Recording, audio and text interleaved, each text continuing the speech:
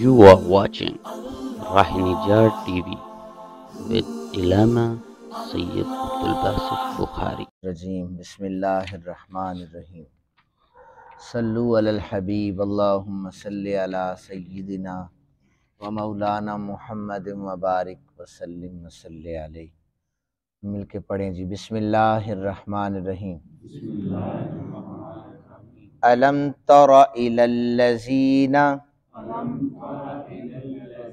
خرجوا من دیارہم وهم ألوف حضر الموت فقال لهم الله موتوا ثم أحياهم إن الله لذو فضل على الناس ولكن أكثر الناس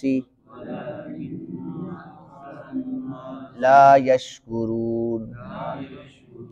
وقاتلوا في سبيل الله واعلموا أن الله سمیع علیم. صدق اللہ العظیم. ایک آیت اور پڑھ رہا ہوں. من ذا الذی یقرض اللہ قرضا حسنا فیضاعفہ لہ اضعافا کثیرا واللہ یقبض ویبسط والیہ ترجعون. صدق اللہ العظیم. ترجمہ سماعت فرمائیں. کیا آپ نے ان لوگوں کو نہیں دیکھا جو ہزاروں کی تعداد میں موت کے خوف سے اپنے گھروں سے نکلے، سو اللہ نے ان سے فرمایا مر جاؤ، پھر اللہ نے ان کو زندہ کر دیا. بے شک اللہ لوگوں پر فضل کرنے والا ہے، لیکن اکثر لوگ شکر ادا نہیں کرتے. اے مسلمانوں، تم اللہ کی راہ میں جہاد کرو، یقین رکھو کہ اللہ بہت سننے والا بہت جاننے والا ہے. وہ کون ہے جو اللہ کو قرض حسن دے گا تو اللہ اس کو بڑھا کر اس کے لیے کئی گنا کر دے گا، اور اللہ ہی تنگی اور کشادگی فرماتا ہے، اور اسی کی طرف تم سب لوٹائے جاؤ گے. یہ ان آیات کا ترجمہ ہے. بنی اسرائیل کے احوال بیان کیے جا رہے ہیں. یہ لوگ طاعون کا جب ان پر وبا آئی تھی تو موت کے ڈر سے بھاگ گئے تھے. اللہ نے ان پر موت طاری کی اور انہیں دوبارہ زندہ کیا تھا. ویسے ہر انسان کو دو موتیں اور دو زندگیاں عطا کی گئی ہیں. ایک جب وہ نطفہ ہوتا ہے موت، اور جب وہ پیدا ہوتا ہے دنیا میں حیات. اسی طرح جب دنیا سے جاتا ہے وہ موت، اور بروز محشر جب اٹھایا جائے گا یہ حیات. لیکن یہ ایسے لوگ تھے کہ جنہیں اللہ نے 3 موتیں عطا کی ہیں اور 3 زندگیاں عطا کی ہیں. طاعون کی بیماری آئی، اور ابن عباس رضی اللہ تعالی عنہما اس حدیث پاک کے راوی ہیں. لوگوں کی تعداد 4000 بھی بتائی جاتی ہے، اور پھر بیان کیا گیا کہ اس شہر میں ایک شہر ہے جس کا نام ہے داوردان. اس شہر کا نام ہے. اس شہر سے جب طاعون آیا تو لوگ بھاگ گئے، کچھ وہیں پر رہے کچھ بھاگ گئے. تو جو بھاگنے والے تھے وہ بچ گئے، اور جو وہاں پر تھے ان میں سے کچھ بچے اور کچھ مر گئے. موت چونکہ اللہ کی طرف سے ہے. جب وہ واپس آئے نا بھاگنے والے، تو اس وقت جو پیچھے رہ گئے تھے کہنے لگے ہمارے بھائی کتنے سمجھدار ہیں کہ وہ بیماری کے وقت چلے گئے، اگر اب دوبارہ طاعون آیا تو ہم بھی ان کے ساتھ چلے جائیں گے، ہم بھی یہاں سے نکل جائیں گے. وہ کہتے تھے کاش ہم بھی بچ جاتے، ہمارے بھائیوں کو نقصان نہ ہوتا. اگلے سال دوبارہ طاعون آ گیا، فوراً آیا. اللہ تعالیٰ نے امتحان لینا تھا.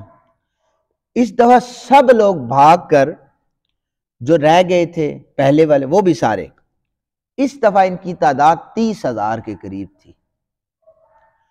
اور پہاڑوں کی ایک درمیان ایک وادی تھی، وہاں پر جا کر رک گئے کہ یہاں پر تعاون آباد ہو گئے۔ وہاں پر اللہ رب ذوالجلال نے ان کے پاس 2 فرشتوں کو بھیجا، ایک فرشتہ اوپر کھڑا ہوا، ایک اس پہاڑ کے شروع میں کھڑا ہوا۔ فرشتوں نے ان کو ندا دی اور کہا مر جاؤ، سارے کے سارے مر گئے۔ پھر جب تک اللہ نے چاہا وہ اسی طرح مردہ حالت میں رہے۔ پھر وہاں سے اللہ کے نبی حضرت حزقیل علیہ السلام کا گزر ہوا۔ یہ نام بھی نیا ہوگا، یہ واقعہ بھی نیا ہوگا۔ حضرت حزقیل علیہ السلام یہ اللہ کے پیغمبر تھے۔ انہوں نے ساری ہڈیوں کو دیکھا وہاں پر بوسیدہ حالت میں، حیران ہو گئے۔ اللہ تعالیٰ نے ان کی طرف وحی کا نزول فرمایا ندا دے کر کہو اے ہڈیوں جمع ہو جاؤ ایک جگہ پر۔ انہوں نے ندا دی تو ساری ہڈیاں ایک جگہ پر جمع ہو گئی، اور ہر ہڈی جسم کی صورت میں ایک دوسرے کے ساتھ جڑ گئی۔ اب رب ذوالجلال نے پھر فرمایا میرے نبی پیغمبر تم پھر ان کو یہ کہو کہ ان پر گوشت چڑھ جائے۔ انہوں نے پھر ندا دی، جتنے لوگ تھے ان کی ہڈیوں پر گوشت داخل ہو گیا، جسم کی صورت ہو گئی۔ پھر اللہ تعالیٰ نے کہا کہ ندا دے کہ یہ کھڑے ہو جائیں، زندہ ہو جائیں۔ حضرت حزقیل علیہ السلام نے ان کو کہا زندہ ہو جاؤ، سارے زندہ ہو گئے دوبارہ۔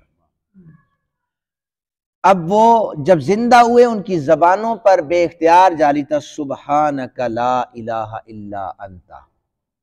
پھر وہ اپنے شہروں کی طرف چلے گئے، وہاں رہنے لگے، لیکن جب بھی کوئی لباس پہنتے تھے تو وہ کفن کی صورت اختیار کر لیتا تھا۔ یہ ان کی پوری زندگی میں ایسا ہی رہا۔ دیکھنے والا سمجھ جاتا تھا کہ یہ مر چکے ہیں، لیکن جو طبعی موت ہے نا، جو وقت تعین ہے وقت کا، وہ وقت ابھی پورا نہیں ہوا، اس وقت تک یہ اسی طرح رہیں گے۔ اب یہاں پر ایک سوال ہوتا ہے، وہ یہ کہ لِكُلِّ أُمَّةٍ أَجَلٌ إِذَا جَاءَ أَجَلُهُمْ فَلَا يَسْتَأْخِرُونَ سَاعَةً وَلَا يَسْتَقْدِمُونَ۔ ہر گروہ کے لیے ایک وقت مقرر ہے، جب ان کا وقت آ جائے گا تو وہ اس سے ایک ساتھ پیچھے ہٹیں گے نہ ہی آگے بڑھیں گے۔ طاعون سے بھاگنے والے ان لوگوں کو وقت سے پہلے موت کیوں آئی؟ ایک سوال ہے۔ قرآن کہتا ہے وقت مقرر ہے، ان کا مقررہ وقت آیا ہی کوئی نہیں، اللہ نے پہلے موت عطا کر دی ہے۔ تو فرمایا یہ جو موت طبعی طور پر آئے گی وہ اپنی جگہ پر ہے، اس کو ہم نے نہیں لایا، وقت کو نہیں چینج کیا، یہ انہیں طاعون سے بھاگنے کی سزا کے طور پر جو ہے ہم نے موت طاری کر دی۔ کیونکہ نبی رحمت صلی اللہ علیہ وآلہ وسلم نے فرمایا کہ تم کسی علاقے میں طاعون کے متعلق سنو تو وہاں مت داخل ہو، اور اگر تم کسی علاقے میں ہو وہاں طاعون پھیل جائے تو وہاں سے مت نکلو۔ وہ نکل گئے تو اللہ تعالیٰ نے انہیں سزا کے طور پر موت عطا فرما دی۔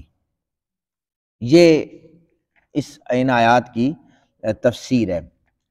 اس کے بعد پھر فرمایا کہ اور اس حدیث یہ جو ہم نے پڑھی ہے من ذا الذی یقرض اللہ قرضا حسنا، اللہ تعالیٰ قرض حسنہ کے حوالے سے ہے۔ اچھا یہ آیت نازل ہوئی کہ کون ہے جو اللہ کو قرض حسن دے گا؟ یہ آیت جب نازل ہوئی تو کہ اللہ تعالیٰ اس کے مال کو بڑھا کر زیادہ کر دے گا۔ حضرت ابو دہدہ انصاری رضی اللہ تعالیٰ عنہ رحمت عالم صلی اللہ علیہ وآلہ وسلم کے ساتھ کھڑے تھے، کہنے لگے یا رسول اللہ صلی اللہ علیہ وآلہ وسلم کیا واقعی اللہ ہم سے قرض چاہتا ہے؟ آپ نے فرمایا ابو دہدہ بالکل ایسا ہی، اللہ ہم سے قرض چاہتا ہے۔ حضرت ابو دہدہ کہنے لگے حضور ہاتھ آگے بڑھائیے۔ حضور نے اپنا ہاتھ آگے کیا، ہاتھ میں ہاتھ حضرت ابو دہدہ نے ڈالا، حضور کے ہاتھ میں ہاتھ ڈالا۔ حضرت ابو دہدہ کہنے لگے یا رسول اللہ میں اللہ کو گواہ بنا کر کہتا ہوں، یہ میرا باغ ہے، اس میں 600 کھجور کے درخت ہیں، میں سارے کا سارا اللہ کے راستے میں وقف کر دوں۔